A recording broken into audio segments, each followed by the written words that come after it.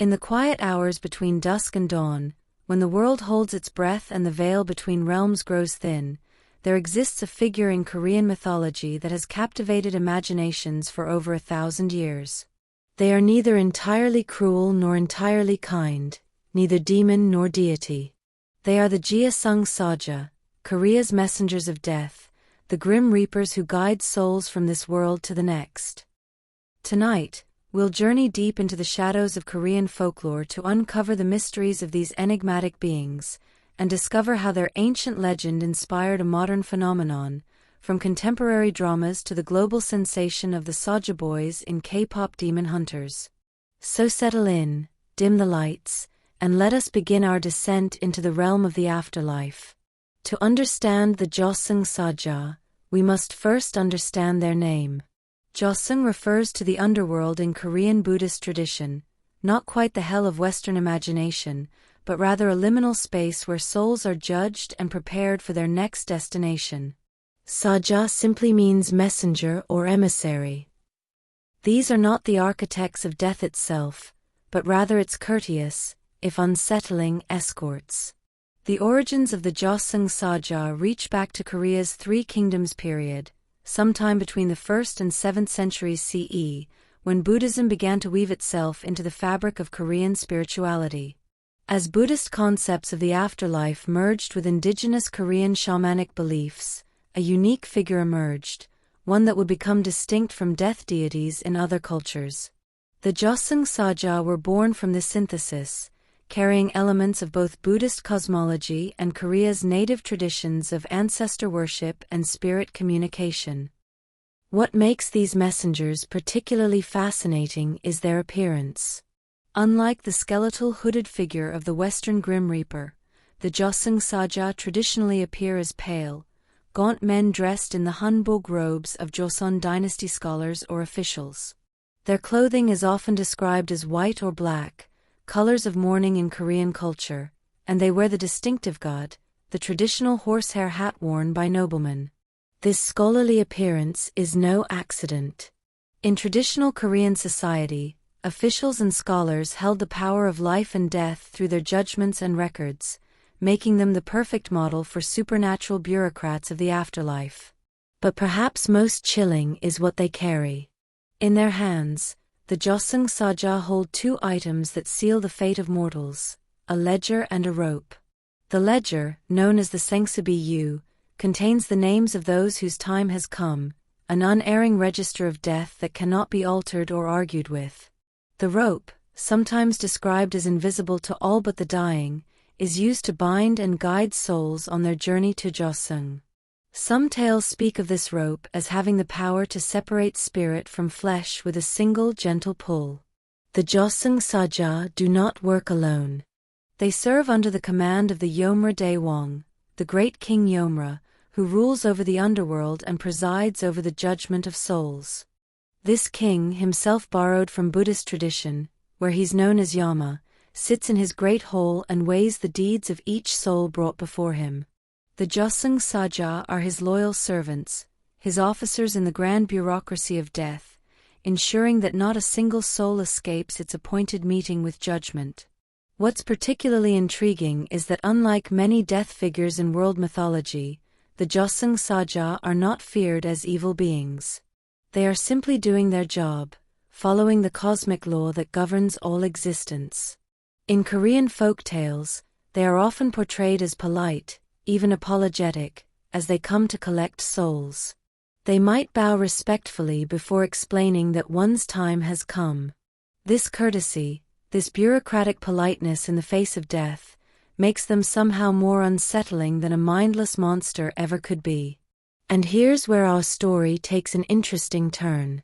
While the Jeoseung Saja have existed in Korean consciousness for over a millennium, they experienced a renaissance in modern popular culture, particularly through their portrayal in the hit Korean drama Goblin and other contemporary works.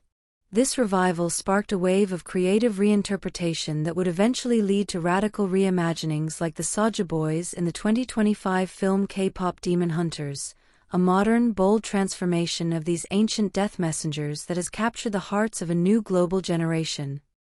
But we're getting ahead of ourselves.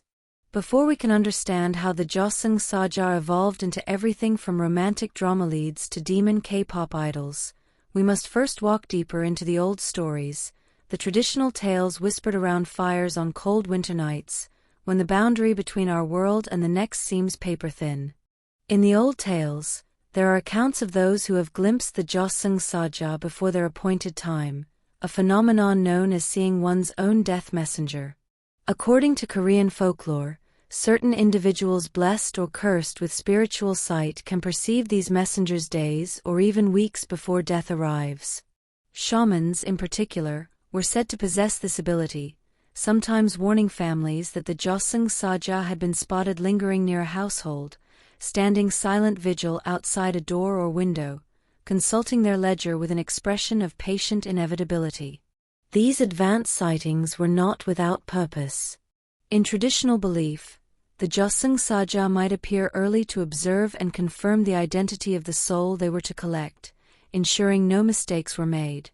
After all, in the cosmic bureaucracy of death, accuracy was paramount. The ledgers they carried were believed to be infallible, inscribed by the hand of fate itself, but the messengers still took care to verify their target, a haunting combination of supernatural power and clerical diligence.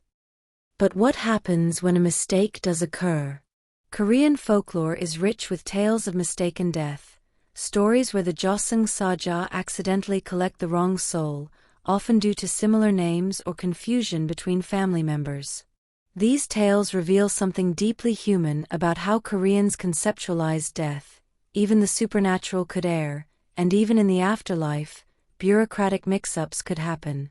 In these stories, the wrongly taken soul would be returned, sometimes with profound consequences.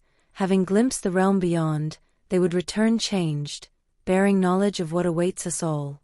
One of the most enduring aspects of Jeoseung Saja lore is their absolute immunity to bribes, pleas, or bargaining. This sets them apart from many spirit entities in Korean shamanism, which could often be appeased with offerings or rituals. The Jeoseung Saja answer only to the cosmic order and the commands of King Yomra. When your name appears in their ledger, no amount of wealth, prayer, or desperation can alter your fate. This inflexibility made them figures of existential dread. They represented the one appointment no human could postpone. Yet despite this rigidity, there exist rare tales of postponement through clever wit or unfinished business. In these stories, morality tales really, a person of exceptional filial piety or someone with a critical duty unfulfilled might be granted a brief extension. But make no mistake, this was not the Jeoseung Saja showing mercy. Rather, they were following a higher cosmic law that recognized certain debts must be settled before a soul could properly transition. Even in death, Korean philosophy emphasized the importance of social obligations and moral completion. The number of Jeoseung Saja has been a subject of speculation throughout Korean history. While some tales speak of a pair that work together, one to consult the ledger, another to bind the soul, other traditions suggest there are legions of them, an entire department in the underworld's vast bureaucracy. This multiplication of messengers reflects the systematization of death in Korean Buddhist thought, where the afterlife operates not as chaos but as an ordered system, with ranks, territories, and specialized functions. Interestingly, the Jeoseung Saja are never depicted as armed with weapons. They have no need for scythes or swords. Their power lies not in violence but in authority, the authority of the inevitable. The rope they carry is enough, and even that is more symbolic than brutal. This weaponless approach to death reflects a distinctly Korean Buddhist philosophy. Death is not a battle to be fought or an enemy to be defeated, but a transition to be accepted. The Jeoseung Saja are not executioners. They are guides, ushers leading souls across a threshold they must eventually cross. In some regional variations of the mythology, particularly in areas where shamanic traditions remained strong, the Jeoseung Saja were said to be visible to animals, especially dogs and roosters. Dogs would bark at empty doorways, and roosters would crow at inappropriate hours, alerting families that death's messengers had arrived. This belief led to the practice of paying special attention to animal behavior when a family member was ill. Their reactions might provide warning that the Jeoseung Saja had entered the home, even if human eyes could not perceive them. As Buddhism continued to evolve in Korea through the centuries, so too did the understanding of the journey of the Jeoseung Saja. They were not simply escorts to a single destination, but guides through the multiple stages of the afterlife. After collecting a soul, they would lead it through the 10 courts of judgment in the underworld, each presided over by a different king, each examining different aspects of the deceased's life. The duty of the Jeoseung Saja did not end at the moment of death. They remained with the soul, documenting and presenting its case at each stage, serving as both captor and advocate in this complex judicial process. This extended relationship between the dead and their death messenger added layers of complexity to Korean views on mortality.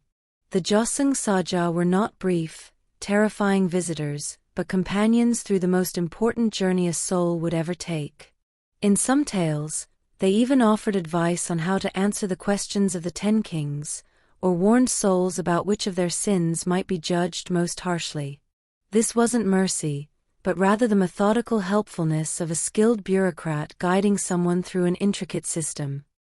As we move through these shadows of ancient belief, we begin to see how the Jeoseung Saja represented something profound in Korean consciousness, death not as an ending to be feared, but as a transition to be navigated with the same care, courtesy, and proper procedure as any important life event. In a culture that valued order, respect, and social harmony, even death itself was civilized, managed by pale officials who followed protocol and maintained records. And it is this very quality, this strange blend of the terrifying and the bureaucratic, the supernatural and the systematic, that would eventually make the Jeoseung Saja perfect for reinterpretation in modern storytelling. In the long winters of old Korea, when families gathered around flickering oil lamps and frost-painted intricate patterns on paper windows, grandmothers would tell a particular type of story, tales of the good death and the bad death. And in these stories, the Jeoseung Saja played very different roles depending on how one had lived. For those who died peacefully, having fulfilled their duties and lived with virtue, the Jeoseung Saja were said to arrive with an almost gentle demeanor. They would wait patiently, allowing final words to be spoken, final breaths to be taken naturally. But for those who died violently, unexpectedly, or with bitter regrets, the encounter was said to be far more abrupt. The messengers would arrive in haste, their usual courtesy strained by the chaos of an untimely or improper death. This distinction revealed an important truth in Korean belief: the manner of one's death mattered deeply, not just for the deceased but for the cosmic order itself. The timing of the arrival of the Jeoseung Saja followed specific patterns tied to the Korean concept of Soju, the 4 pillars of destiny based on the exact time of one's birth. In traditional belief, a person's death time was predetermined, inscribed in the same cosmic calculations that governed all major life events. The Jeoseung Saja were, in essence, executors of fate's calendar, arriving precisely when the calculations decreed. This intersection of astrology, Buddhism, and folk belief created a worldview where free will and destiny danced in delicate balance, with death as the one appointment that could not be rescheduled. There's a particular detail in Jeoseung Saja lore that often goes unmentioned in casual retellings, yet it speaks volumes about Korean funeral traditions. The messengers were said to be repelled or delayed by certain rituals performed immediately after death, not to prevent death itself, but to ensure the soul had time to properly detach from the body and the family had opportunity for farewell.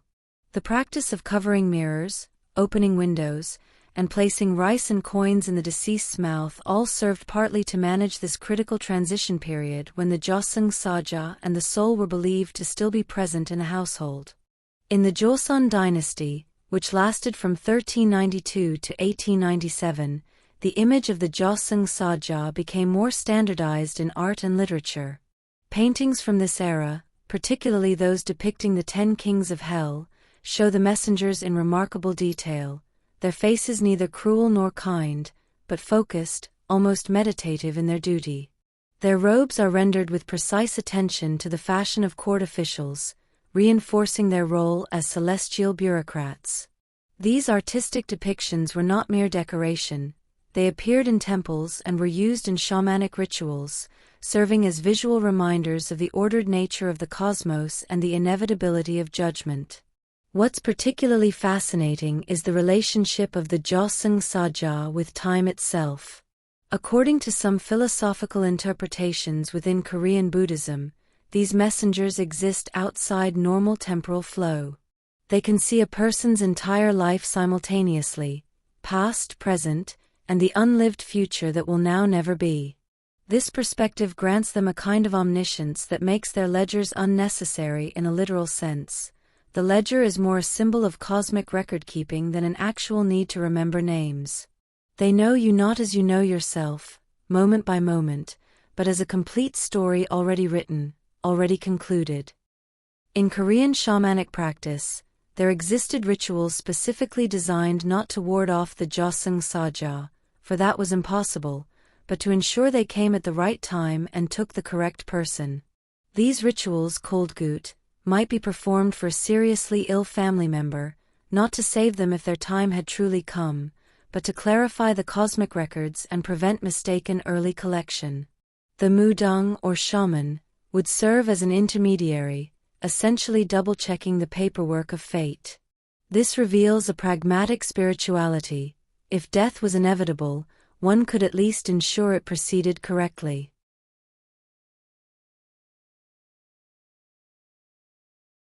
The dominion of the Jeoseung Saja had boundaries, though. They held no power over souls who died with such extreme resentment or injustice that they refused to go, the vengeful spirits known as gisin. These souls, trapped by their own rage or sorrow, existed in a liminal state beyond the jurisdiction of the Jeoseung Saja. They had missed their escort, so to speak, and now wandered the mortal world causing mischief or seeking resolution. This created an interesting theological problem. The system had gaps, places where grief or injustice could override even cosmic bureaucracy. It suggested that emotions, particularly the most powerful ones, held their own kind of supernatural authority. Different regions of Korea developed their own local variations of Jeoseung Saja lore, reflecting the country's diverse cultural landscape. In coastal areas, some traditions held that the messengers arrived by boat, ferrying souls across water, a clear echo of worldwide mythological themes of death as a crossing. In mountain villages, they were said to descend from peaks shrouded in mist, appearing suddenly on isolated paths. These regional variations weren't contradictions but rather adaptations, showing how the core concept of death's messenger was flexible enough to incorporate local geography and spiritual concerns while maintaining its essential nature. Perhaps one of the most poignant aspects of Jeoseung Saja mythology is the rare tales of messengers who themselves were once human. According to some esoteric Buddhist texts and folk narratives, individuals of exceptional spiritual discipline or those who died while performing great acts of compassion might be recruited into service in the afterlife bureaucracy. This possibility, that the pale official who comes for you might once have walked the same earth, loved, suffered, and died just as you will, adds a layer of bittersweet poetry to their existence. They are not alien entities but transformed humans, forever caught between worlds, serving in the vast machinery of cosmic justice. As we cross the threshold of the traditional era and move toward modernity, we find the Jeoseung Saja at a crossroads. The late 19th and early 20th centuries brought tremendous change to Korea. Colonization, war, industrialization, and rapid cultural transformation. One might think such ancient beliefs would simply fade away, dismissed as superstition by a modernizing society. But something curious happened instead. The Jeoseung Saja adapted, transformed, and found new life in unexpected places. They appeared in early Korean cinema, in comic books, in whispered urban legends told by school children. The figure proved remarkably resilient, perhaps because the questions they represented, about death, fate, justice, and what lies beyond, never stopped being relevant, no matter how much technology advanced or society changed. And it is from this resilience, this remarkable ability to evolve while maintaining their essential mystery, that the modern phenomenon we've come to know through various interpretations, from romantic dramas to the demon idols of K-pop demon hunters, would eventually emerge. There's a particular story that has been told and retold across generations, appearing in various forms throughout Korean literature, the tale of the scholar who outsmarted the Jeoseung Saja. Not through force or magic, but through poetry. According to this legend, when the messengers arrived to claim a young scholar dying of illness, he requested one final act, to compose a poem.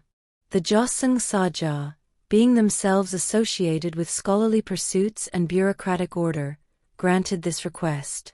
The scholar then proceeded to write the most beautiful, complex poem of his life, a work so profound that it took him 3 days to complete. By the time he finished, his fever had broken, and he recovered. The Jeoseung Saja, bound by their word, departed empty-handed. This story reveals something essential. In Korean tradition, intellectual and artistic achievement held a power that could rival even death itself, at least temporarily. The clothing of the Jeoseung Saja carried meaning beyond mere appearance.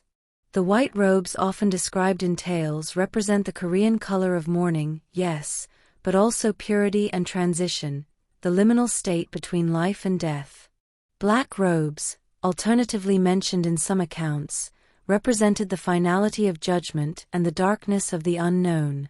Some scholars of Korean folklore suggest that different colored robes indicated different ranks within the messenger hierarchy, with white-robed Jeoseung Saja being junior collectors and black-robed ones being senior officials who handled more complex cases or souls of significant individuals. This detail, whether historically consistent or not, speaks to the elaborate systematization of death in Korean imagination. In traditional Korean households, particularly during the Joseon period, there existed a practice known as keeping the death watch when someone was gravely ill. Family members would maintain constant vigil, partly out of devotion but also because of a belief that the Jeoseung Saja preferred to work unobserved. The presence of watchful, wakeful family members was thought to make the messengers uncomfortable, not enough to deter them entirely, but enough to ensure they would be more careful, more gentle, more respectful in their collection. This practice transformed dying into a communal act of protection and love, with the living forming a barrier of attention around the departing soul. The rope carried by the Jeoseung Saja, that binding cord we mentioned earlier, has its own rich symbolism. In some accounts, this rope is said to be woven from the threads of fate itself, the same cosmic fibers that determine the length and pattern of each life. The act of binding with this rope wasn't capture in the violent sense, but rather a formal acknowledgement that one thread had reached its end and must now be woven into a different part of the cosmic tapestry. The rope could pass through walls, through flesh, through any material barrier because it operated on a spiritual rather than physical plane. Those who claim to have witnessed the Jeoseung Saja at work describe the rope as sometimes glowing with a pale, cold light, the luminescence of something not quite of this world.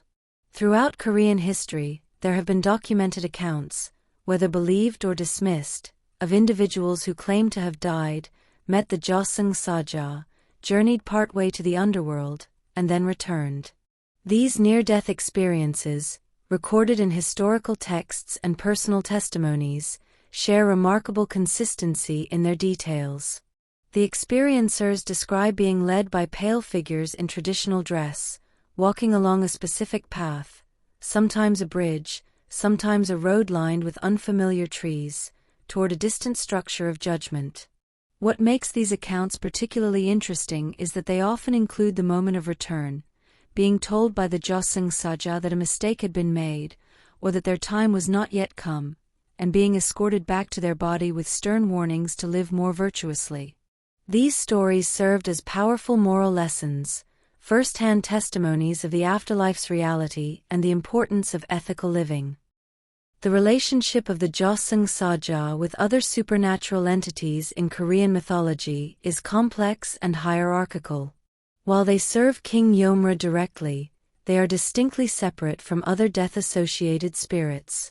The dokkaebi, Korean goblins or nature spirits, sometimes mischievous, sometimes helpful, had no authority over death and would actually avoid the Jeoseung Saja when they appeared. The gumiho, the legendary nine-tailed fox, despite its power and immortality, was still subject to collection if it failed to achieve true transcendence. Even the most powerful shamanic spirits recognized the authority of death's messengers. This hierarchy established the Jeoseung Saja as operating on a different plane entirely, servants of cosmic law rather than mere supernatural beings.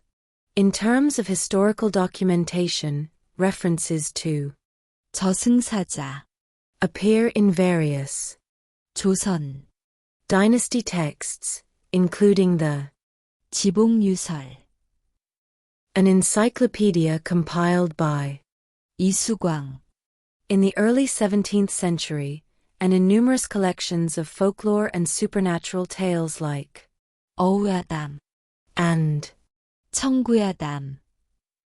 These weren't merely entertaining stories but were treated as serious accounts of the supernatural order, recorded alongside historical events and natural phenomena. The fact that educated scholars and officials took the time to document these beliefs shows how deeply the concept of the Jeoseung Saja was embedded in Korean intellectual and spiritual life, transcending class boundaries and philosophical schools. One particularly haunting aspect of Jeoseung Saja lore involves their interaction with children. When collecting the soul of a child, a tragedy that occurred all too frequently in pre-modern times, the messengers were said to take on an even more sorrowful demeanor. Some tales describe them carrying toys or sweets, attempting to comfort the young soul on its journey. Other accounts speak of them moving with greater haste, as if trying to complete the painful duty as quickly as possible. This gentleness toward children, this acknowledgement that some deaths are more tragic than others even in the eyes of cosmic bureaucrats, humanized the Jeoseung Saja in ways that made them more complex than simple harbingers of doom. They were not without feeling, they were simply bound by duty stronger than emotion. As literacy spread and printing technology advanced during the late Joseon period and into the early 20th century, stories of the Jeoseung Saja became more widely distributed through chapbooks and popular literature. These mass-produced tales often embellished the traditional mythology, adding romantic elements or moral lessons tailored to contemporary concerns. A young woman might be saved from the Jeoseung Saja through her filial devotion. A corrupt official might face particularly stern messengers who treated him roughly in contrast to their usual courtesy. These variations weren't departures from the tradition but rather its natural evolution, the mythology adapting to address the moral anxieties of each new generation while maintaining its core themes of inevitable death and cosmic justice. What begins to emerge from all these layers, the ancient Buddhist origins, the scholarly Joseon codifications, the regional variations, the personal testimonies, the literary adaptations, is a portrait of the Jeoseung Saja as remarkably flexible symbols. They could represent the terror of death or its peaceful inevitability. They could be obstacles to overcome through cleverness or companions to accept with grace.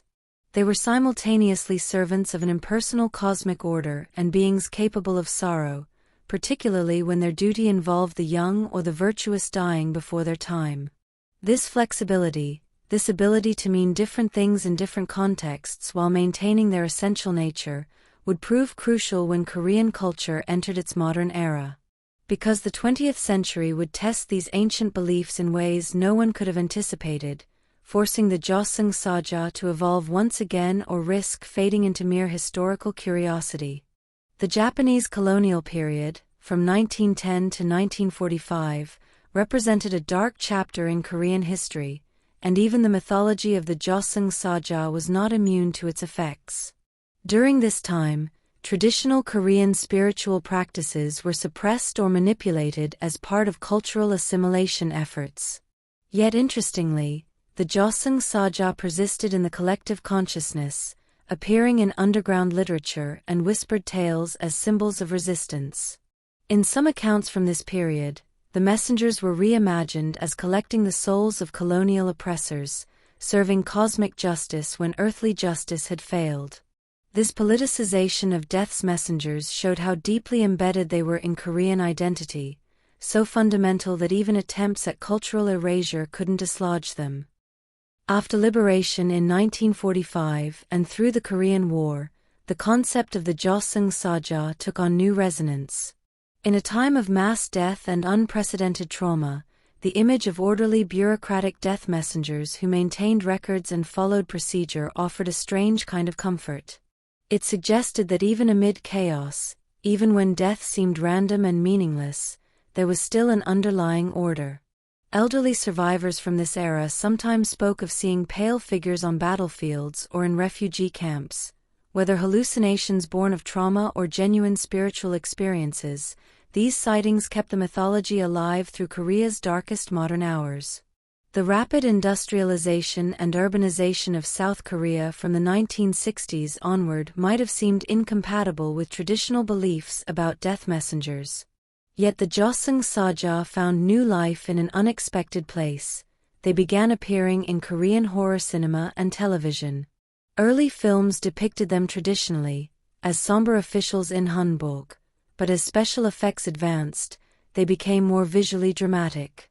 What remained constant, however, was their role as mediators between worlds, a concept that resonated even in modern, urbanized Korea where traditional extended families were giving way to nuclear households and ancient certainties to modern anxieties.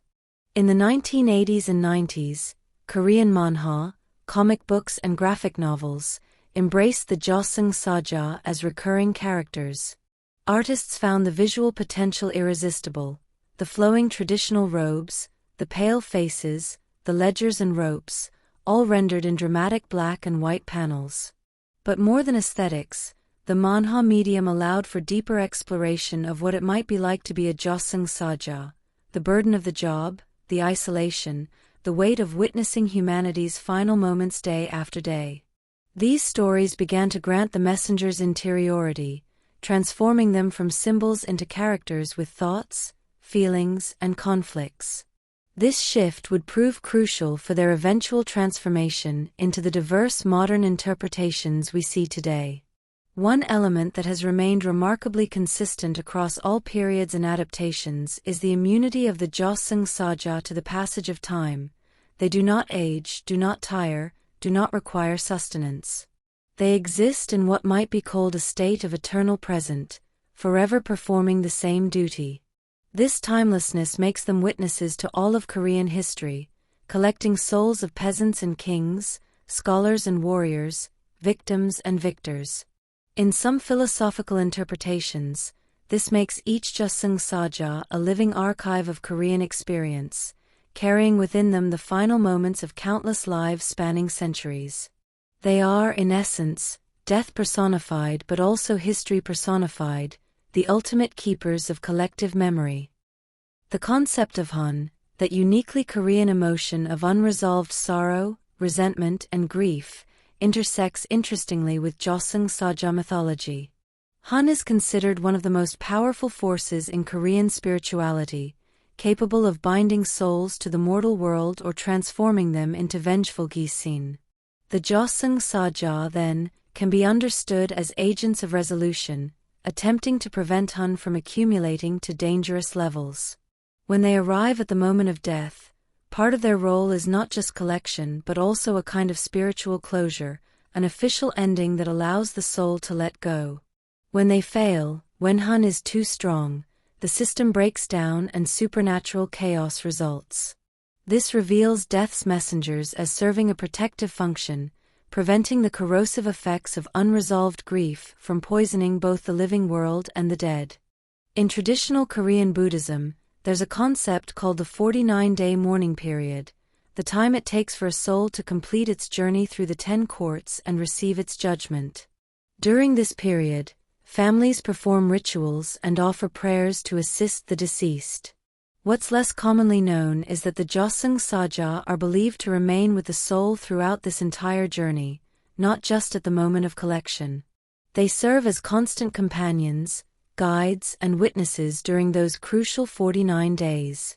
This extended relationship suggests that the messengers form what might be called the last and longest relationship of one's life, or perhaps the first relationship of one's death. They are present at the boundary and beyond it, making them the most intimate witnesses to the transition every human must eventually face. There exists a lesser-known tradition in certain Korean Buddhist temples where monks would perform rituals specifically honoring the Jeoseung Saja, not to ward them off but to thank them for their service. These rituals acknowledge the difficult and unpleasant nature of their work, offering respect and gratitude to beings who perform an essential cosmic function that no one else wants. This practice reflects a profound spiritual maturity, recognizing that even death's servants deserve acknowledgement, that someone must do this work, and that maintaining the cosmic order requires many hands, including those that guide souls away from life. It's a beautiful inversion, honoring those who take rather than give, who end rather than begin. As we moved into the 21st century, something remarkable began happening in Korean popular culture. The rigid, formal Jeoseung Saja of tradition started appearing in stories with more complexity, more personality, more humanity.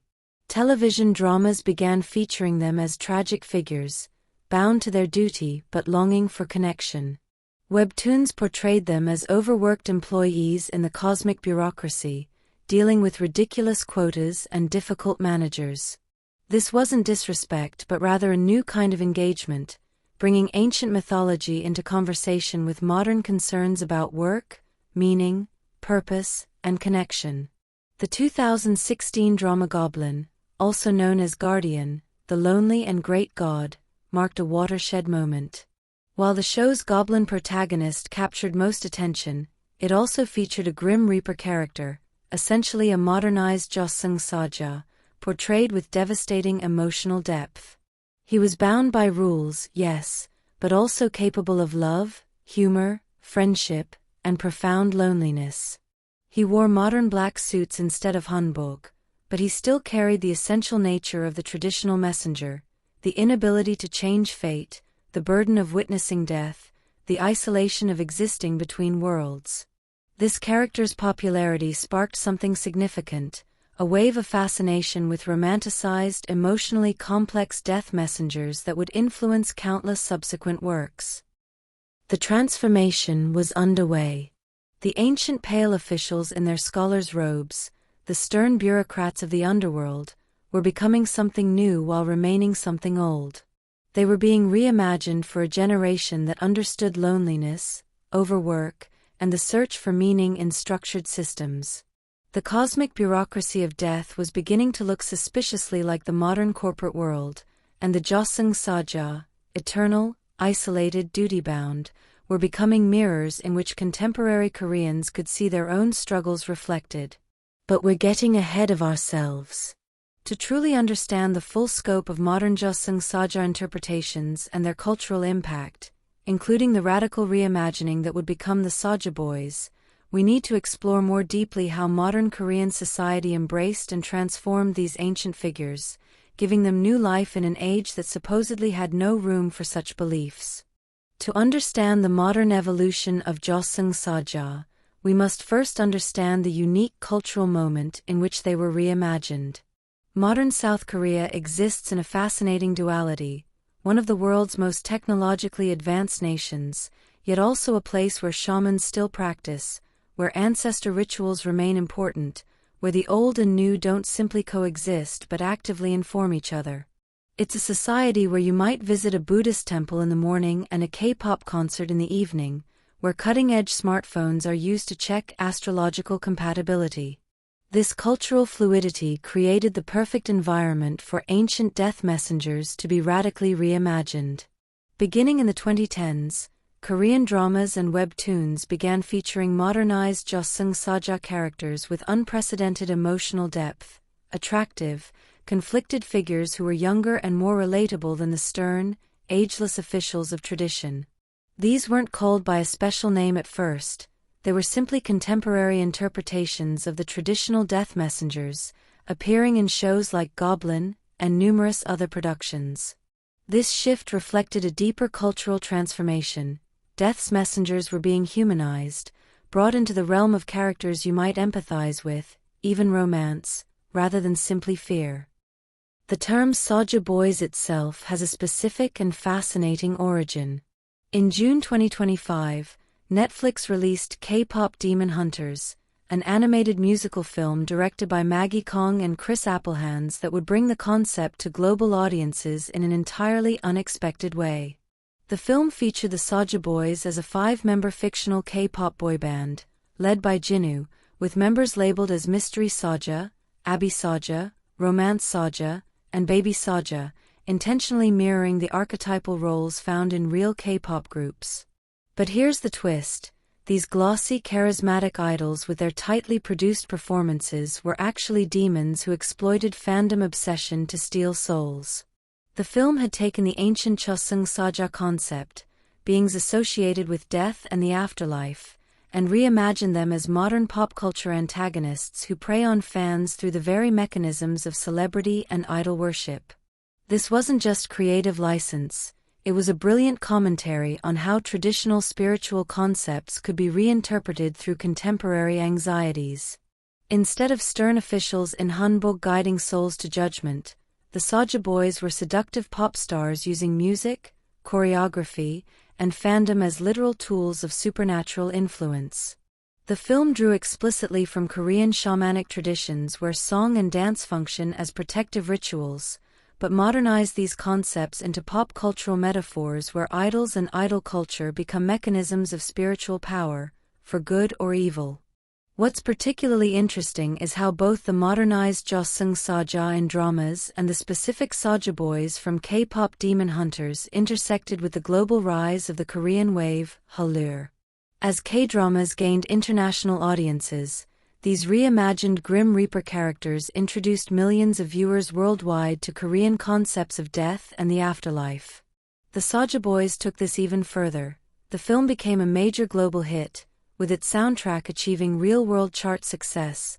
The song Golden topped multiple charts, and spawning extensive merchandise collaborations with Hot Topic, Box Lunch, Vans, and Netflix's own shop. Suddenly, people in dozens of countries were encountering Korean spiritual concepts not through academic study, but through entertainment that made these ideas accessible, exciting, and relevant to contemporary concerns about celebrity culture, exploitation, and identity. The film's protagonist group Huntrix, a girl group who are secretly demon hunters fighting the Saja Boys, used music and performance as modern shamanic ritual, their concert sequences functioning as both spectacle and magical combat.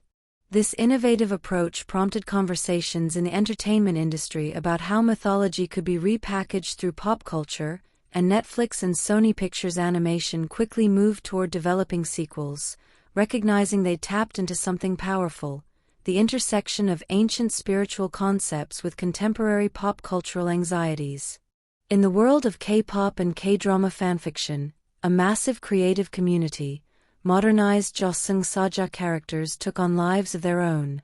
Writers imagined entire societies of death messengers, complete with office politics, training academies for new recruits, romantic entanglements, and existential crises. Some stories explored what happens when a Jeoseung Saja falls in love with a living human, a forbidden connection that appears in several dramas but finds endless variation in fan-created content. These stories weren't just entertainment, they were a form of cultural processing, a way of working through questions about mortality, duty, love, and meaning using the framework of Jeoseung Saja mythology. The visual aesthetics of modern death messengers, whether in dramas or the Saja Boys from K-pop Demon Hunters, represent a fascinating fusion. While they often wear modern clothing, sleek black suits being particularly popular, echoing both corporate culture and funeral attire, many depictions maintain subtle nods to traditional imagery. A long black coat might echo the flowing lines of a hanbok. Pale skin and dark hair recall the traditional descriptions. Some characters carry modern equivalents of the ledger, tablets or smartphones, while others maintain the old paper and brush. This visual hybridity allows modern Jeoseung Saja to exist simultaneously in multiple time frames, honoring tradition while speaking to contemporary aesthetics. One of the most significant transformations in modern Jeoseung Saja portrayals is the introduction of vulnerability and personal backstory. Traditional Jeoseung Saja were inscrutable, their origins unknown, their feelings hidden behind bureaucratic courtesy. But modern characters are often revealed to have been human once, sometimes with tragic backstories that explain their recruitment into death service. Perhaps they died heroically, or perhaps they're serving as messengers as a form of punishment or karmic balance for their past lives. This humanization creates empathy but also raises profound questions. If death's messengers were once mortal, what does that say about the boundary between life and death? What does it mean that the one who comes for you might understand exactly what you're losing? The concept of rules and restrictions has become central to modern Jeoseung Saja narratives. In drama after drama, webtoon after webtoon, these characters are bound by elaborate sets of cosmic regulations. They cannot reveal certain information to mortals, cannot interfere with fate, cannot save someone whose name appears in their ledger, often cannot even touch living humans without consequences. These restrictions create dramatic tension, certainly, but they also reflect something deeper about modern Korean society's relationship with systems and structures. Modern Jeoseung Saja are powerful beings trapped in restrictive frameworks, a situation many Koreans find deeply relatable in a society known for its demanding work culture and rigid social hierarchies. Within the expanded mythology created by modern storytelling, there's often a distinction made between different types or ranks of Jeoseung Saja. Some narratives introduce the concept of elite messengers who handle special cases, perhaps the deaths of particularly significant individuals, or complicated situations involving ghosts and unfinished business. Others are portrayed as essentially entry-level workers in the death bureaucracy, collecting ordinary souls and filing the appropriate paperwork. This stratification mirrors corporate structures, turning the afterlife into something that looks suspiciously like a large company, complete with supervisors, subordinates, performance reviews, and the possibility of promotion. It's both humorous and oddly poignant. Even in death, apparently, there's a career ladder. The romantic dimension of modern Jeoseung Saja stories deserves particular attention, as it represents perhaps the most radical departure from traditional mythology. The idea of a romantic relationship between a death messenger and a living human is inherently tragic. One partner is immortal and bound to duty, the other mortal and destined to die. Yet this very impossibility makes such relationships compelling metaphors for the human condition. We're all in relationships with death, after all, whether we acknowledge it or not. Every love story is ultimately temporary. By literalizing this through romance between the living and death servant, modern narratives force us to confront questions about whether temporary love is meaningless or whether its impermanence actually gives it deeper meaning. These romantic narratives often explore themes of memory and forgetting. In several popular dramas, the Jeoseung Saja character has had their memories of their human life erased as part of their transformation into a death messenger.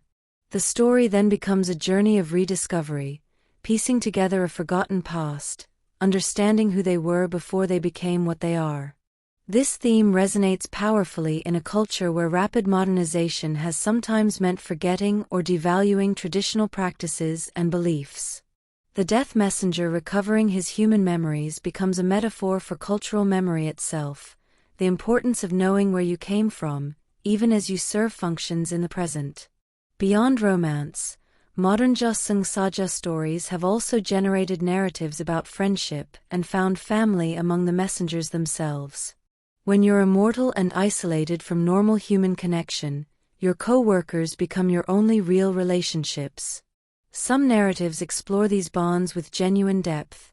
Death messengers who've worked together for centuries, who know each other in ways no mortal friendships could match, who've developed their own culture and customs separate from both the living and the dead. These stories transform the cosmic bureaucracy from a cold, impersonal system into something more humane, a community of individuals bound together by shared duty and eternal loneliness. What emerges from all these modern interpretations?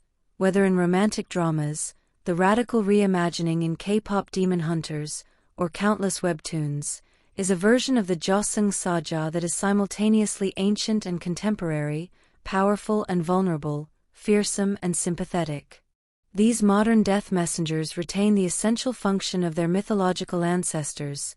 They still collect souls, still serve cosmic order, still represent death's inevitability, but they do so with emotional complexity that would have been unthinkable in traditional tales. They've become characters through which modern audiences can explore timeless questions about mortality, meaning, duty, and connection, using the framework of Korean mythology but speaking in a contemporary emotional language. This transformation didn't happen in isolation. It reflects broader changes in how Korean society thinks about death, work, relationships, and identity. Modern Jeoseung Saja are products of their cultural moment, just as the original Jeoseung Saja were products of theirs. And yet, the thread connecting them, across centuries, across radically different social contexts, remains unbroken. They're still messengers. They still serve order. They still arrive when called. They've simply learned to do it in ways that speak to new generations while honoring old truths. The success of K-pop Demon Hunters and its Saja Boys antagonists deserves deeper examination, because it represents something significant in how ancient mythology adapts to contemporary media landscapes. The film's approach to Jeoseung Saja mythology was audacious.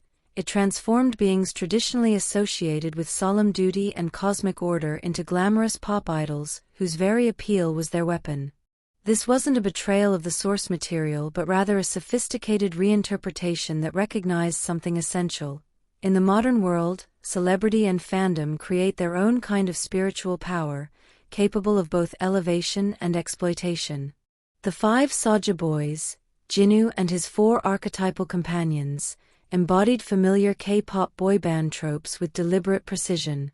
Each member represented a recognizable type: the mysterious one, the romantic one, the playful youngest member. This wasn't accidental. By making the demons mirror actual K-pop marketing strategies, the film created a meta-commentary on how idol culture functions, how carefully constructed personas create obsessive devotion, how entertainment can consume those who love it too much. The Saja Boys were beautiful, talented, and dangerous precisely because they understood the mechanics of modern worship, not in temples but in concert halls, not through prayer but through streaming and merchandise purchases. What made this reinterpretation particularly clever was how it maintained conceptual links to traditional Jeoseung Saja mythology, while completely transforming the context. Traditional death messengers guided souls to the afterlife.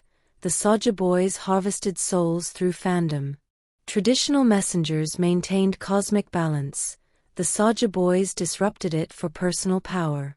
Traditional messengers were servants of order. The Saja Boys exploited contemporary cultural systems for chaos. Yet both versions dealt fundamentally with the relationship between mortality, power, and the transition between states of being.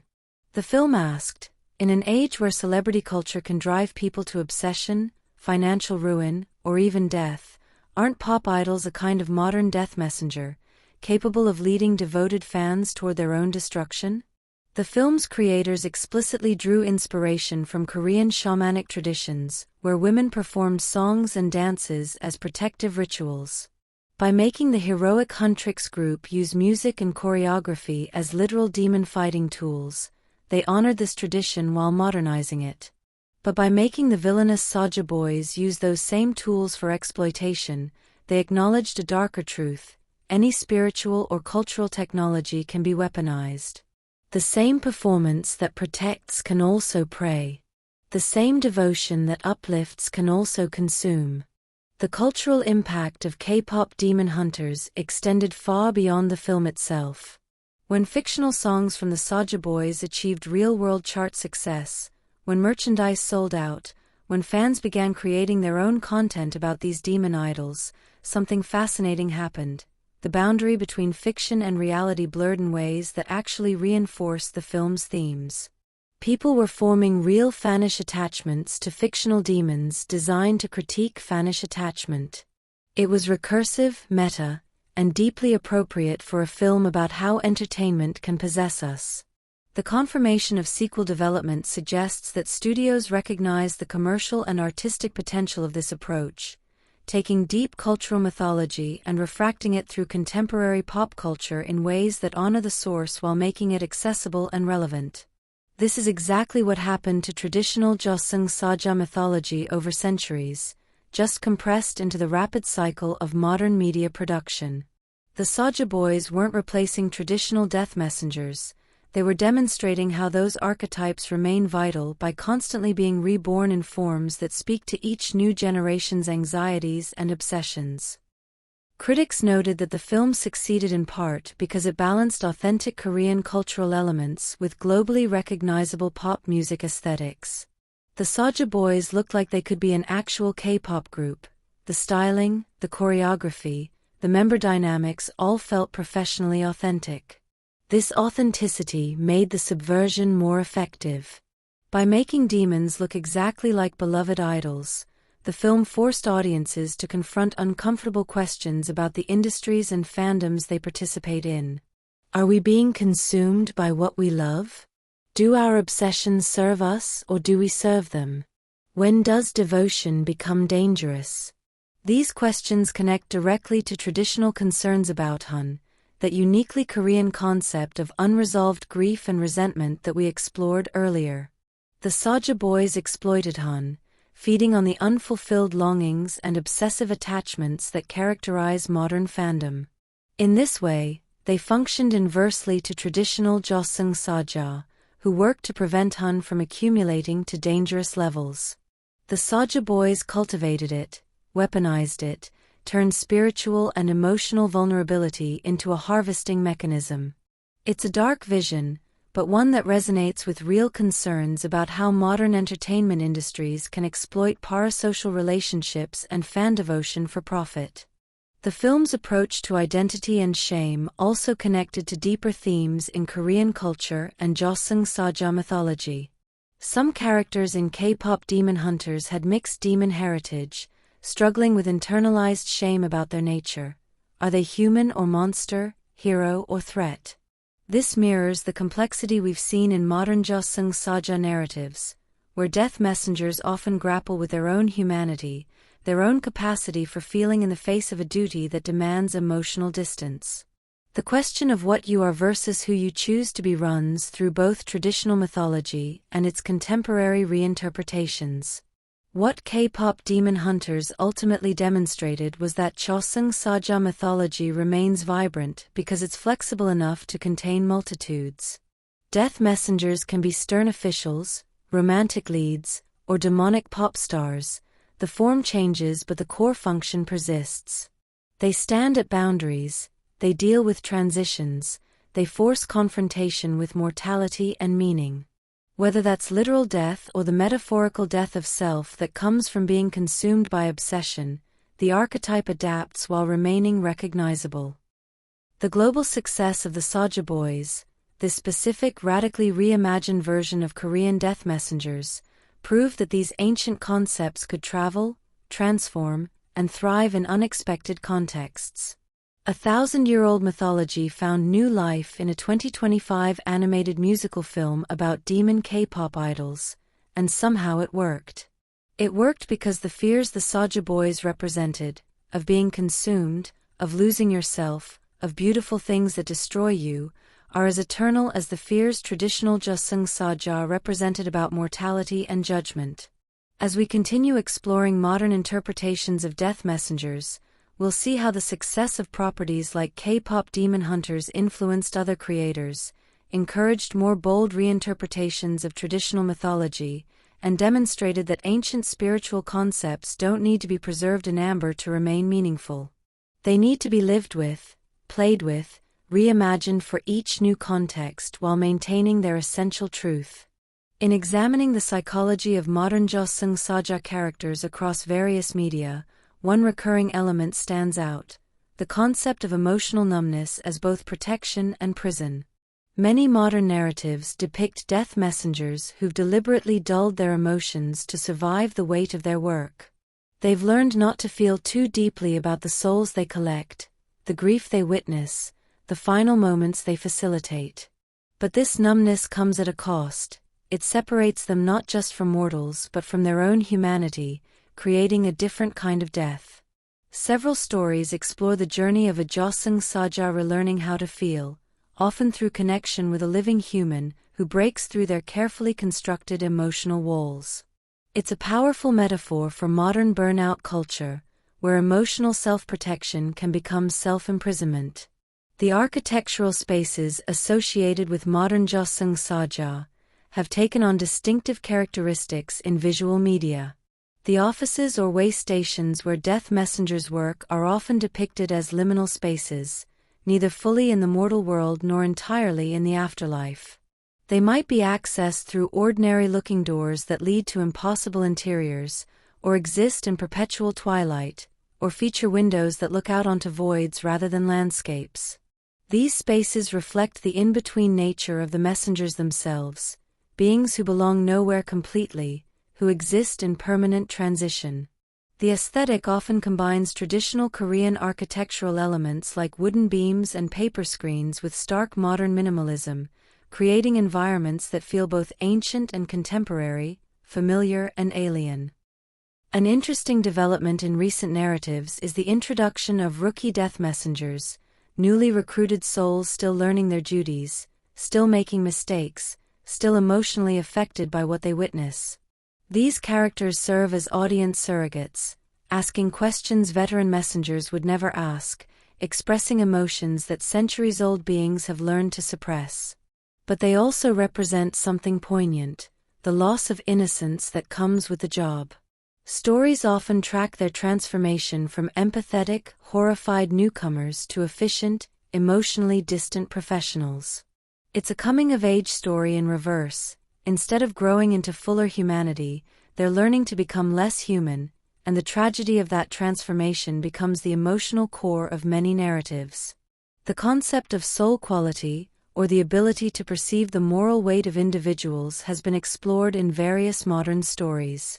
Some death messengers are depicted as being able to see auras or sense the karmic balance of the souls they're meant to collect. They can perceive goodness and corruption, regret and peace, making each collection an intimate revelation of a person's true character. This ability adds moral complexity to their work. It's one thing to collect souls as neutral bureaucratic duty, quite another when you can see exactly what kind of person you're taking, when you know whether they deserve peace or judgment. Some narratives explore messengers who struggle with this knowledge, who find it harder to maintain professional distance when they can perceive moral nuance. The relationship between modern Jeoseung Saja characters and Korean attitudes toward mental health deserves attention. Several recent dramas and webtoons have featured death messengers dealing with souls who died by suicide, a particularly sensitive topic in Korea, which has struggled with high suicide rates. These stories often handle the subject with remarkable care, showing Jeoseung Saja who approach such souls not with judgment but with compassion, who understand that these deaths represent profound suffering rather than moral failure.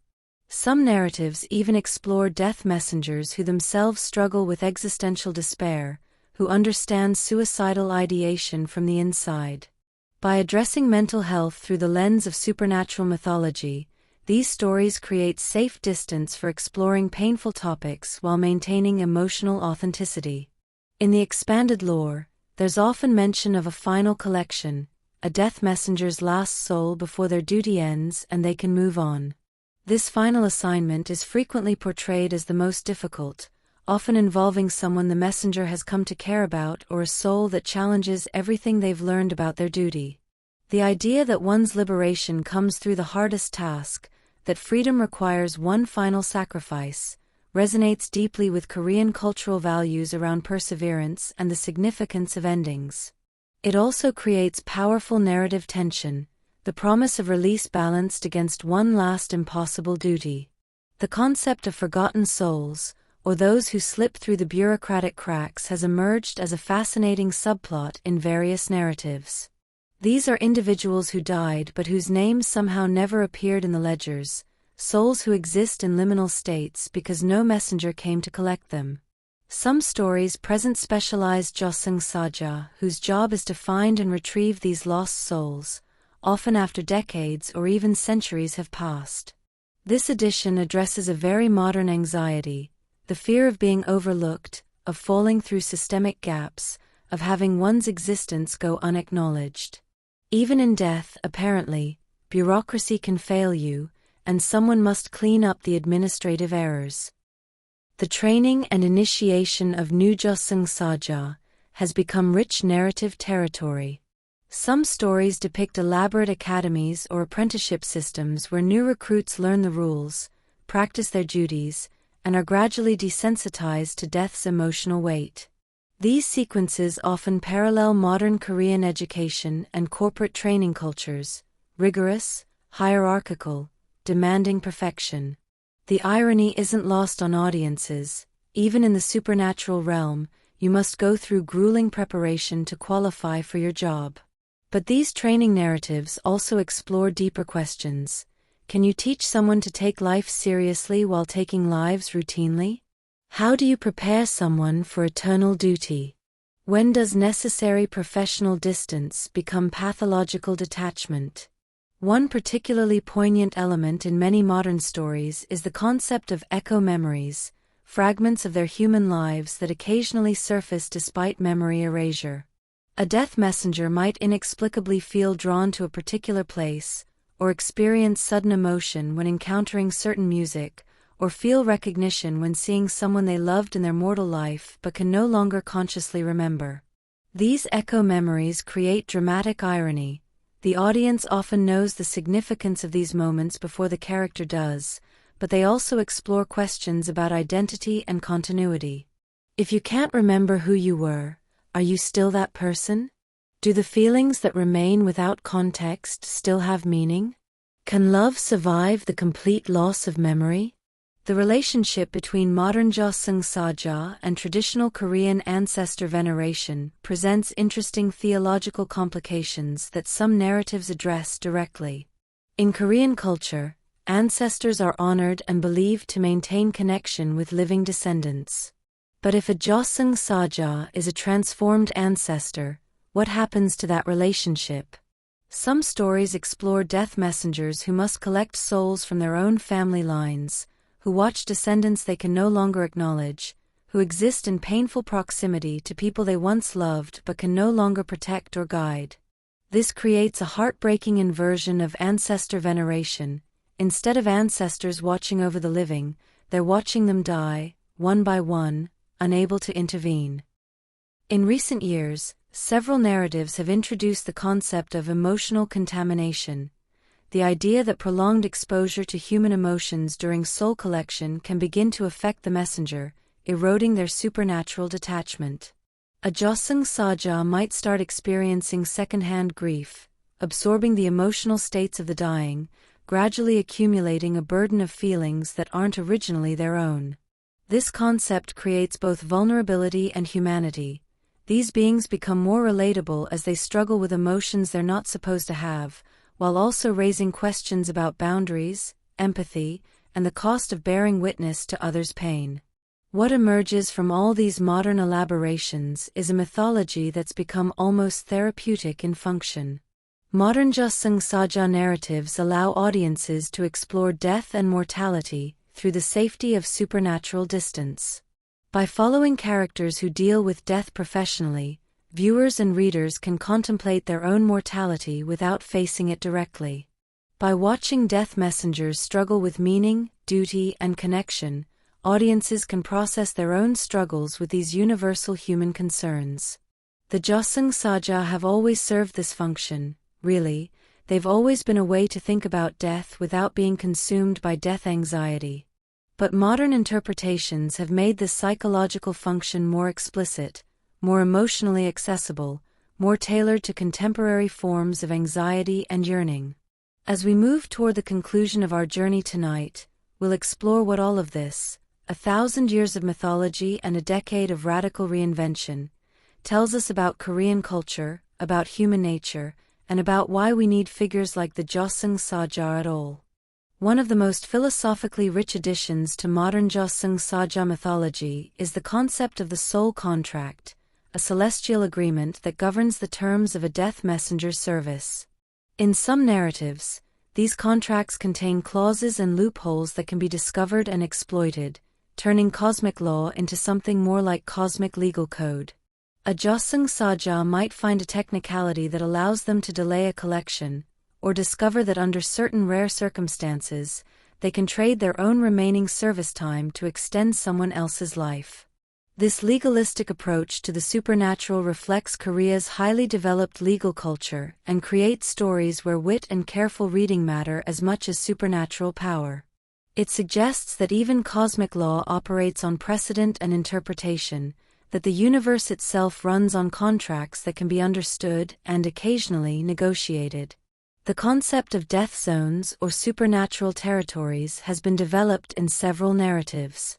These are areas where the boundary between life and death becomes unstable, perhaps locations where many deaths occurred, or places with powerful spiritual energy. Within these zones, death messengers must work differently, following special protocols, and sometimes even living humans can glimpse them or the spirits they're collecting. These spaces serve narrative purposes, creating locations where the impossible becomes possible, but they also reflect Korean geographical spirituality, the belief that certain places hold special power, that location matters in spiritual terms. Mountains, rivers, battlefields, hospitals, each location has its own death-related energy that messengers must navigate. In an interesting theological development, some modern stories have introduced the concept of mercy kills in the context of Jeoseung Saja, not killing the living, but releasing souls who've been trapped in states between life and death. Someone in a persistent vegetative state, or a ghost unable to move on, might require a death messenger to perform an act of compassionate release that goes beyond their normal duties. These narratives explore the ethics of endings, questioning whether prolonging existence is always good, whether some deaths are actually mercies. It's delicate territory, touching on euthanasia debates and end-of-life care questions that Korean society, like many aging societies, grapples with increasingly. The relationship between modern Jeoseung Saja and technology has evolved beyond simple digital ledgers. Some recent narratives explore what happens when artificial intelligence and death intersect. Can a Jeoseung Saja collect a digital consciousness? What happens when someone's mind is uploaded to a computer? Does a soul exist independent of its biological housing? These science fiction-inflected stories use the ancient mythology to explore cutting-edge philosophical questions about consciousness, identity, and what exactly death means in an age of advancing technology. The Jeoseung Saja, beings who've existed for millennia, must adapt to forms of existence their cosmic laws never anticipated.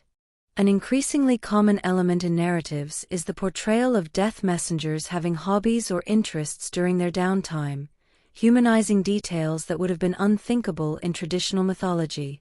A Jeoseung Saja might be passionate about coffee, despite not needing sustenance, or collect vinyl records, or develop elaborate skills in calligraphy or painting to pass eternal time. These details serve important narrative functions. They make the characters relatable, provide opportunities for connection with mortals, and create poignant contrasts between their eternal nature and their engagement with temporary mortal pleasures. They also raise interesting questions. If you don't need to eat but enjoy the taste of food, what does that say about the nature of pleasure? Can immortals truly appreciate art created by mortals, or do they perceive it differently? The concept of soul resonance, or deep compatibility between certain souls, has been explored in romantic narratives. The idea suggests that some souls are connected across lifetimes, that a death messenger might encounter the same soul in different incarnations across centuries, or that certain souls create inexplicable recognition in those who encounter them. This concept draws on Buddhist ideas of reincarnation and karmic connection, while adding romantic destiny to the mix. It provides justification for impossible loves, If you've been connected across multiple lifetimes, perhaps even death's prohibition on romance can be overcome. But it also deepens the tragedy. What does it mean to recognize someone you've loved before when you can no longer remember the specifics of that love? The portrayal of inter-messenger relationships, friendships, rivalries, mentorships, and conflicts among death messengers themselves has created rich narrative territory. Some Jeoseung Saja have worked together for centuries and developed deep, complex relationships that exist outside normal human understanding of friendship. Others compete, whether for promotion within the death bureaucracy or simply to maintain efficiency records. Some senior messengers take younger ones under their wing, teaching them how to bear the burden of their duty. These relationships reveal that even in cosmic service, beings crave connection, meaning, and recognition from their peers. The workplace dynamics of death servants become mirrors of mortal workplace dynamics, with all the politics, loyalties, and betrayals that implies. One particularly dark element that some narratives explore is the concept of corruption among Jeoseung Saja, messengers who begin to abuse their power, perhaps collecting souls early for personal reasons, or manipulating the death system for their own ends. These stories introduce moral complexity into what was traditionally portrayed as an incorruptible system. They suggest that even cosmic bureaucrats can fall prey to the temptations of power, that eternal duty without oversight might lead to ethical degradation.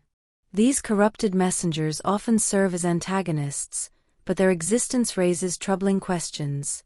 If death servants can become corrupt, what does that say about the cosmic order they supposedly maintain? Who watches the watchers? The representation of cultural diversity among Jeoseung Saja has begun appearing in more recent narratives, acknowledging that death messengers would need to exist across all cultures, not just Korea. Some stories feature messengers from different cultural traditions working together, or Korean Jeoseung Saja encountering Western-style Grim Reapers or Japanese Shinigami. These cross-cultural encounters create opportunities for humor, conflict, and philosophical comparison. Do different cultures' death messengers follow the same cosmic rules or different ones? Is there one universal afterlife system or multiple parallel systems? These stories reflect Korea's increasing globalization while maintaining the distinctiveness of Korean death mythology. In what might be the most metafictional development, some recent webtoons and stories have begun exploring what happens when a Jeoseung Saja becomes aware that they're a character in a story, or when they encounter mortals who know about death messengers from popular culture. These narratives play with the boundary between fiction and mythology, acknowledging that modern Jeoseung Saja have become part of Korean cultural consciousness in new ways. A death messenger might arrive to collect someone who recognizes them from dramas and knows the rules, creating both comedic and profound moments. Its mythology becoming self-aware, acknowledging its own fictional nature while maintaining its emotional and philosophical power. What's particularly striking about all these modern developments is how they maintain connection to the tradition while radically expanding it. The core remains: these are beings who guide souls from life to death, who serve cosmic order, who cannot be avoided when one's time comes. But layered onto that foundation are questions about identity, memory, purpose, connection, corruption, ethics, technology, and meaning that speak directly to contemporary concerns. Modern Jeoseung Saja aren't a rejection of traditional mythology, they're its evolution, its adaptation to new contexts and new questions. They prove that ancient myths don't die, they transform, taking on new shapes while maintaining their essential function. They continue to help us think about death, which means they continue to help us think about life. As we approach the final minutes of our journey tonight, we'll bring together everything we've explored, from the ancient Buddhist origins to the modern romantic reimaginings, from the demon idols of K-pop demon hunters to emotionally complex figures in countless dramas. We'll consider what the entire arc of Jeoseung Saja mythology, spanning more than a millennium, reveals about Korean culture, about human nature, and about our eternal need for figures who stand at the boundary between life and whatever comes after. As we near the end of our journey through the shadows tonight, let's consider one of the most profound aspects of Jeoseung Saja mythology, their role as witnesses to the full spectrum of human experience. Over centuries of service, a death messenger encounters every possible way a life can be lived and every possible way it can end. They see courage and cowardice, love and hatred, fulfillment and regret. In some modern narratives, veteran Jeoseung Saja are portrayed as having developed a kind of cosmic wisdom, not from supernatural knowledge but from sheer accumulated observation. They've witnessed patterns across thousands of lives, seen what brings peace at the end and what brings anguish. This witnessing function transforms them from mere collectors into something closer to philosophers or chroniclers, beings who understand humanity more deeply than most humans do, precisely because they've seen it end so many times. The seasonal and temporal aspects of death messenger work have been explored in various narratives, revealing that their duties follow cycles and rhythms. Some stories suggest that certain times of year bring more collections, winter being particularly busy, or the Korean holiday of Chuseok when the boundary between living and dead grows thin. Some Jeoseung Saja work in shifts spanning decades or centuries, periods of intense activity followed by periods of rest. This cyclical nature connects death messenger mythology to natural rhythms and agricultural cycles that have always been important in Korean culture. Death, like harvest, has its seasons. And those who oversee it must pace themselves for the eternal rhythm of endings. An element that distinguishes Jeoseung Saja from many other cultural death figures is their fundamental politeness and respect for social hierarchy, even in death. Traditional accounts describe them bowing before collecting souls, addressing the dying with honorific language appropriate to their social station, following protocols of courtesy even in the most grim circumstances. Modern narratives maintain this characteristic, often depicting messengers who apologize for the inconvenience of death, who express formal regret for the necessity of their duty. This distinctly Korean approach to death, maintaining social grace even at life's end, reflects cultural values about proper behavior and respect that transcend even mortality. It suggests that being civilized, being courteous, matters more than the circumstances you find yourself in. The concept of unfinished business has been elaborated extensively in modern narratives, transforming it from a simple plot device into a sophisticated exploration of what makes a life complete. Different stories propose different categories of unfinished business that might delay collection: unfulfilled promises, hidden truths that must be revealed, relationships that need closure, creative works that must be completed. Some narratives suggest that Jeoseung Saja can sense the weight of unfinished business and factor it into their approach. They might be more lenient with someone who has critical affairs to settle, or more insistent with someone using unfinished business as an excuse to avoid their fate. This framework allows stories to explore what truly matters at life's end, what counts as important enough to delay the inevitable. In perhaps the most emotionally complex development, some recent narratives have introduced the concept of Jeoseung Saja, who request to be released from duty not because their term is complete, but because they can no longer bear the emotional weight. These are messengers who've reached a breaking point, who've seen too much death, who can no longer maintain the necessary distance. Their requests for early release are usually denied. Cosmic duty doesn't accommodate burnout, but the very existence of these stories acknowledges something important about the psychological cost of death work, whether supernatural or actual. Morticians, hospice workers, emergency responders, anyone who works closely with death faces this burden. By projecting it onto immortal beings, these stories honor the struggle of mortal death workers while exploring it through mythological distance. The relationship between Jeoseung Saja and other supernatural entities in the broader Korean mythological ecosystem has been developed in modern narratives. Stories explore their interactions with Gumiho seeking immortality, with Dokkaebi causing mischief, with mountain spirits and water dragons and all the diverse beings of Korean folklore. In these encounters, the death messengers often serve as representatives of order meeting chaos, of cosmic law meeting wild nature. They might negotiate with a gumiho who's captured a soul, or work alongside a mountain spirit to resolve a death that occurred in sacred territory. These interactions create a rich supernatural world where the Jeoseung Saja are one type of being among many, each with their own domains and duties, creating a cosmic ecosystem as complex as any earthly one. The portrayal of mass casualty events in narratives, disasters, accidents, epidemics that claim many lives simultaneously, reveals interesting aspects of how the death bureaucracy supposedly functions under pressure.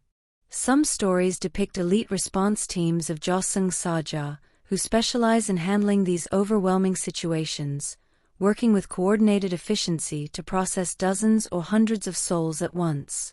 Others explore the emotional toll on individual messengers who must collect multiple souls from a single family or community, who witness collective grief on a massive scale. These narratives, particularly those dealing with historical tragedies or modern disasters, serve as ways of processing collective trauma through mythological framework. They acknowledge that some deaths aren't individual but communal, and that even cosmic systems must adapt to handle overwhelming tragedy. One of the most poignant recurring motifs in modern Jeoseung Saja stories is the concept of the last words witness, the understanding that death messengers are often the only ones who hear a person's final thoughts, especially for those who die alone. In traditional mythology, this wasn't emphasized, but modern narratives have made it central. A Jeoseung Saja becomes the repository of countless last words, final regrets, ultimate truths that no living person will ever know. Some stories explore messengers who keep private records of these final words, creating unauthorized archives of humanity's last thoughts. Others show messengers struggling with the burden of secrets they can never share, knowledge they carry alone. It's a profound meditation on witnessing, on the importance of final words having a listener, on the loneliness of both dying and being death's constant companion. As we reach the end of our exploration tonight, we arrive at perhaps the most significant truth about the Jeoseung Saja and all their modern incarnations. They represent humanity's attempt to give death a face we can relate to, negotiate with, understand. Death terrifies us precisely because it's impersonal, inevitable, beyond human control or comprehension. But by imagining death messengers, beings who are organized, who follow rules, who have feelings and struggles, who can be understood even if not avoided, we make death slightly less terrifying. The evolution from ancient Jeoseung Saja to modern interpretations, including the radical reimagining in K-pop Demon Hunters, shows us how mythology adapts to serve each generation's needs. The stern officials of traditional tales served a society that valued hierarchy, order, and acceptance of one's place in the cosmic system. The emotionally complex, sometimes rebellious modern characters serve a society grappling with questions of individual meaning, authenticity, connection, and whether systems deserve our loyalty or our resistance. What unites all versions across 1,000 years of mythology is this: they make death a journey rather than an ending, an appointment rather than an accident, a transition with guides rather than a leap into void. They suggest that we don't face death alone, that someone, whether stern official or sympathetic companion, demon idol or romantic lead, will be there to lead us forward. In a culture that has survived invasion, colonization, war, division, and rapid transformation, the persistence and evolution of the Jeoseung Saja mythology speaks to something essential. These figures adapt because they must. Mythology that cannot change becomes irrelevant. But they also endure because the questions they help us explore are eternal. What happens when we die? Is there order to the universe? Does our life have meaning? Will someone care about our passing? The Jeoseung Saja, in all their forms, answer. Yes, there is order. Yes, someone will come for you. Yes, your death will be witnessed and recorded. Yes, you matter enough that the cosmos sends an official escort to guide you onward.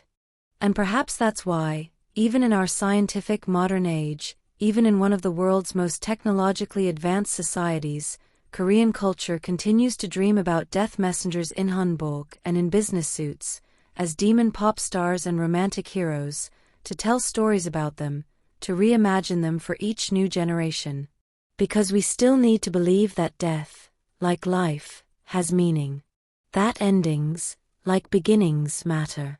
That when our time comes, we won't vanish into nothing but will be guided, courteously, officially, with proper procedure and perhaps even with compassion, across the threshold into whatever waits beyond. The Jeoseung Saja endure because we need them to. Modern interpretations thrive because they speak to us. And in 100 years or 1,000, when Korean culture has transformed in ways we cannot imagine, death's messengers will still be there, adapted once again, wearing whatever form that future age requires, but still serving their essential function, standing at the boundary, maintaining the order, guiding souls from one realm to the next.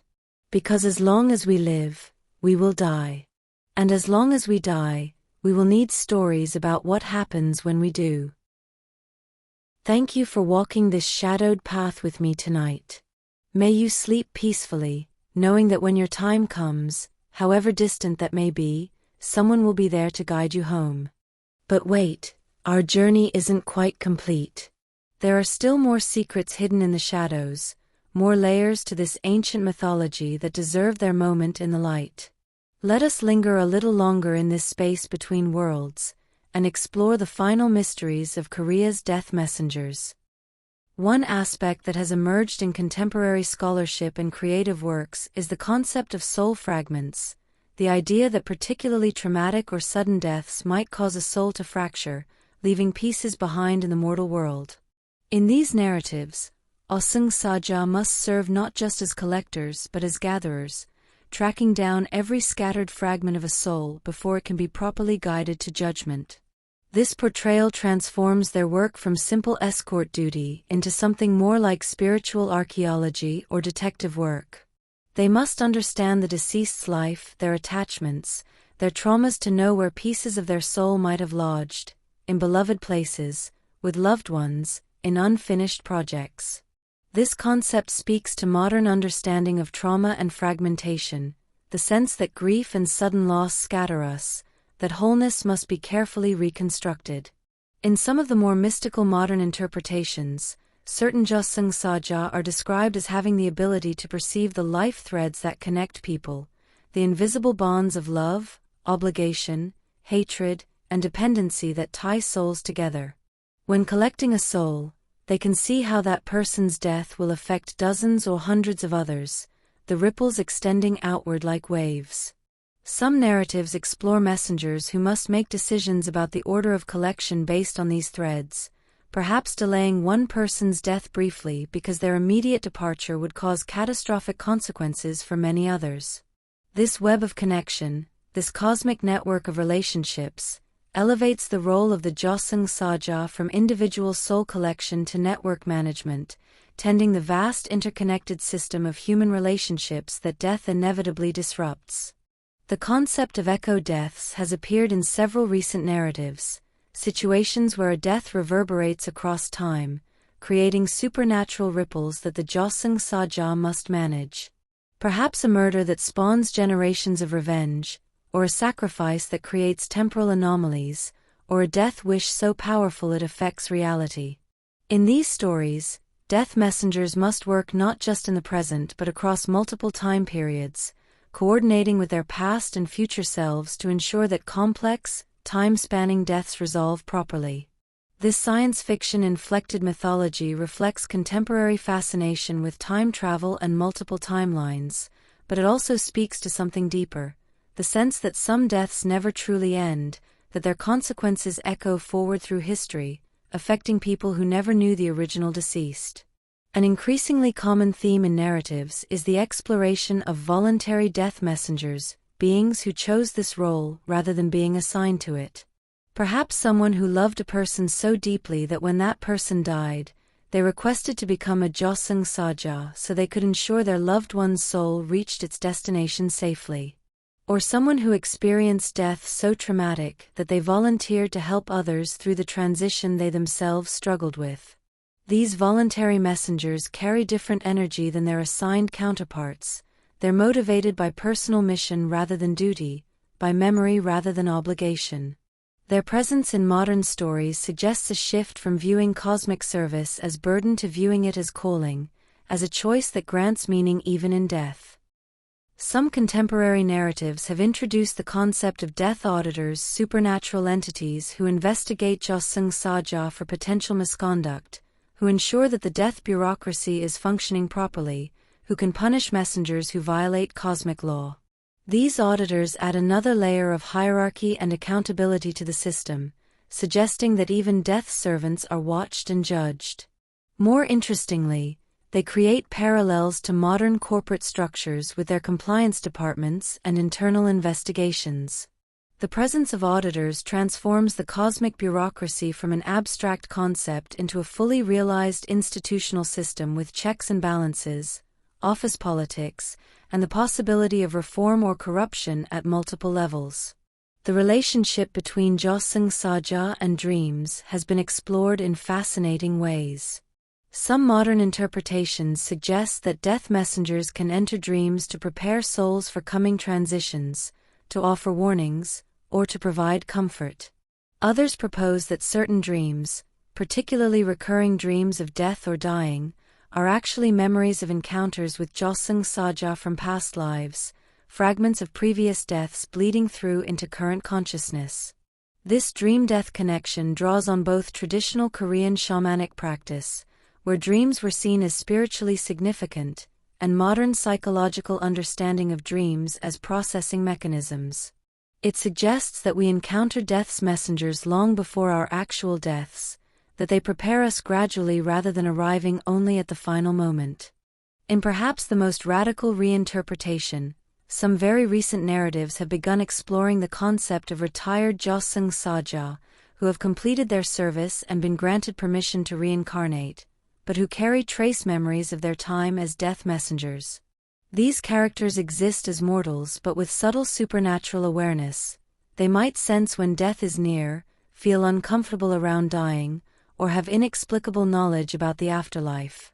They're caught between worlds in a different way, neither fully mortal nor supernatural, carrying the weight of cosmic knowledge in human form. These stories explore what it means to return to mortality after experiencing immortality, to be vulnerable after being invulnerable, to fear death after having served it. It's a powerful meditation on the impossibility of unknowing, on how transformative experiences permanently alter us even when we try to return to who we were before. The concept of shared death experiences, where Jeoseung Saja accidentally allow living witnesses to partially perceive the death collection process, has emerged as a way to explain certain paranormal experiences. Someone might glimpse a pale figure at a dying person's bedside, or feel a sudden cold presence, or experience a moment of temporal distortion.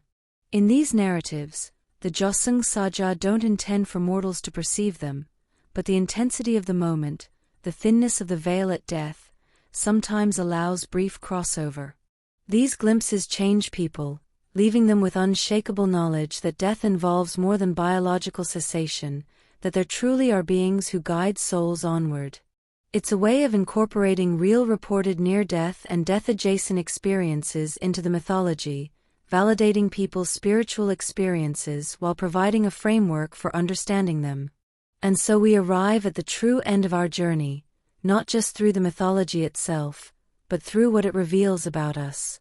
The Jeoseung Saja, whether ancient officials or modern interpretations, exist because we need them to.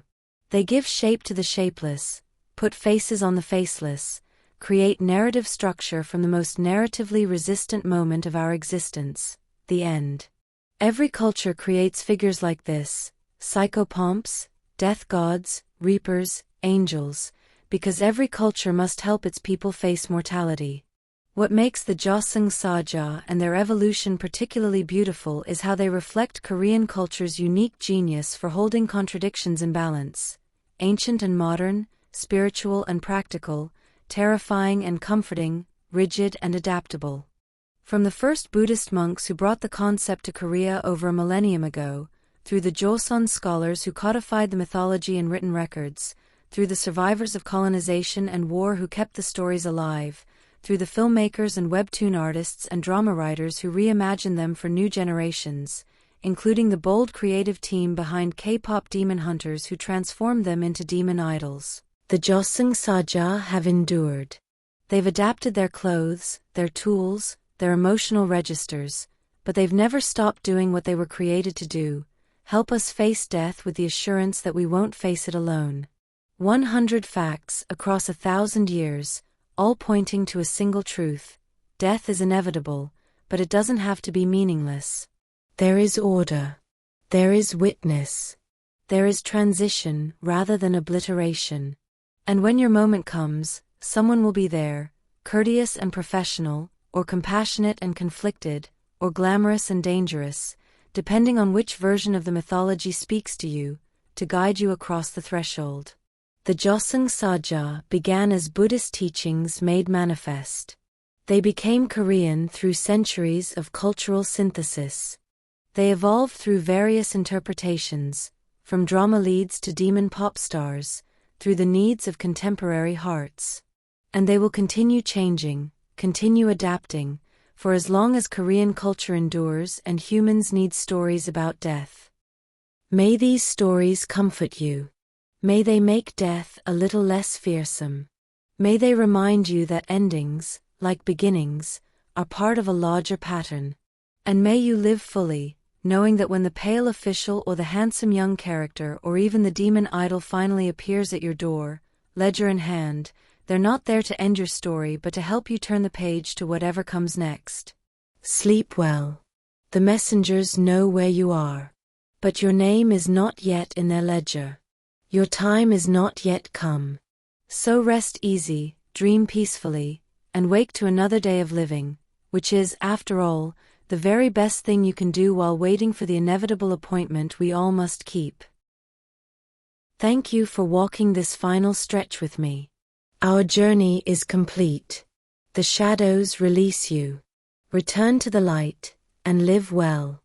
But before we part ways completely, before you return fully to the world of the living, there are still a few more whispers from the shadows, a few more secrets that the Jeoseung Saja have yet to share. Let us walk together just a little further, into the deepest mysteries that connect ancient Korea to our present moment. There exists within certain esoteric traditions a concept known as the death preview, a rare phenomenon where a Jeoseung Saja appears to someone not to collect them, but to show them their future death. This isn't a warning that can be heeded or a fate that can be changed, but rather a spiritual gift granted to certain individuals, allowing them to glimpse their final moment and, with that knowledge, live their remaining time more intentionally. Stories of death previews appear sporadically throughout Korean literary history, usually involving monks, shamans, or individuals of exceptional spiritual cultivation. The modern interpretation of this concept has evolved to explore the psychological and philosophical implications. If you knew exactly how and when you would die, would it paralyze you with fear or liberate you to live more fully? The Jeoseung Saja, in offering this preview, become not harbingers of doom but bearers of existential clarity, forcing confrontation with mortality that paradoxically enables more authentic living. In the realm of Korean shamanic practice, there exists a specific ritual called the Jeoseung, a ceremony performed not for the recently deceased but for the Jeoseung Saja themselves. This ritual, practiced in certain regions and by certain lineages of Mudung, acknowledges that death messengers, while supernatural, may need spiritual cleansing and renewal due to the nature of their work. The ritual involves offerings, chants, and dances meant to purify the messengers, to thank them for their service, and to ensure they continue their work with clarity rather than becoming tainted by the accumulated grief and darkness they witness. What's particularly fascinating is that this ritual treats the Jeoseung Saja as beings who require care, who can be spiritually affected by their experiences, who are not invulnerable despite their cosmic role. It's a profound expression of spiritual ecology, maintaining the health of all beings in the cosmic system, including those who serve death itself. Among the various regional traditions, There are accounts of what might be called rogue or masterless Jeoseung Saja, death messengers who have somehow become separated from the cosmic bureaucracy and now wander without assignment or purpose. These beings, according to folklore, are particularly dangerous because they collect souls without authorization, driven by confusion, madness, or malice rather than cosmic order. Some stories suggest they're messengers who became too attached to the mortal world, who refused to return to the underworld after collections, and now exist in a liminal state of exile. Others propose they're the result of cosmic administrative errors, messengers who were never properly registered or who fell through bureaucratic cracks. These rogue figures serve as cautionary tales about what happens when order breaks down, when beings exist outside proper hierarchies and structures. They're chaos agents in a system built on order, and their very existence suggests that even the cosmic bureaucracy isn't perfect, that errors can compound, that some things slip through even death's careful record-keeping. Modern scholarship has revealed that during the Japanese colonial period, some Korean independence fighters and resistance members adopted Jeoseung Saja imagery as symbolic identity. Operating in the shadows, dealing death to occupiers, they saw themselves as cosmic justice made manifest, death messengers serving a higher law when earthly law had been corrupted. This political appropriation of death messenger mythology represents a fascinating inversion. Instead of servants of cosmic order, they became servants of revolutionary justice, using the cultural weight of Jeoseung Saja symbolism to legitimize their violent resistance. Some historical accounts suggest that resistance fighters would wear white hanbok when conducting operations, deliberately invoking the image of death's pale officials. This transformation of spiritual mythology into political symbol shows how deeply the Jeoseung Saja were embedded in Korean consciousness. They weren't just religious or folkloric figures but archetypes powerful enough to be conscripted into nationalist struggle. In certain Buddhist temples, particularly those with long histories and strong shamanic influences, there are said to be hidden alcoves or small shrines dedicated to anonymous Jeoseung Saja, not the named kings of the underworld or famous spiritual beings, but the unnamed countless messengers who do the daily work of death. These shrines, often tucked away in corners where casual visitors wouldn't notice them, contain simple offerings: water, rice, incense. They're maintained quietly by monks who understand that all labor deserves acknowledgement, even cosmic labor, even the work of ending lives. The existence of these shrines reveals a sophisticated spiritual economy, the recognition that even beings who serve death deserve gratitude, that the cosmic system requires all its parts to function, that honoring the small and overlooked servants is as important as honoring the great lords. It's democratic spirituality applied to the afterlife bureaucracy. One of the most emotionally resonant concepts in contemporary narratives is what's been termed death mercy, the rare instances where a Jeoseung Saja, moved by exceptional circumstances, uses whatever limited influence they have to make a death less painful, even if they cannot prevent it. Perhaps they arrive moments early to spare someone prolonged suffering, or they use their power to ensure someone dies in their sleep rather than in agony, or they manipulate circumstances so that someone doesn't die alone. These acts of mercy exist in the gray areas of cosmic law, not explicitly forbidden but not officially sanctioned, small rebellions of compassion within a rigid system. Stories exploring death mercy allow audiences to imagine that death, while inevitable, might still contain kindness, that the messenger who comes might care about the quality of your ending even if they cannot change its occurrence. It's a profoundly comforting thought, that the representative of death itself might, within their limited power, try to make your final moment a little less terrible. Within the expanded modern mythology, some narratives have introduced the concept of life debt collection situations where a Jeoseung Saja must collect someone who is owed to death but has been temporarily protected by powerful magic, sacrifice, or cosmic loophole.